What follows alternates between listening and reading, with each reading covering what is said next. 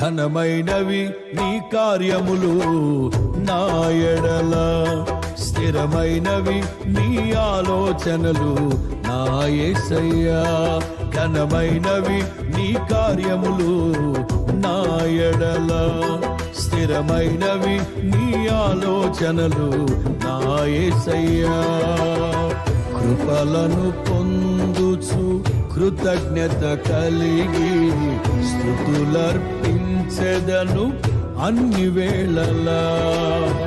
కృపలను పొందుచు కృతజ్ఞత కలిగి స్తుతులర్పించెదను అన్ని వేళలా. అనుదినము నీ అనుగ్రహమే, ఆయుష్కాలము నీ వరమే. అనుదినము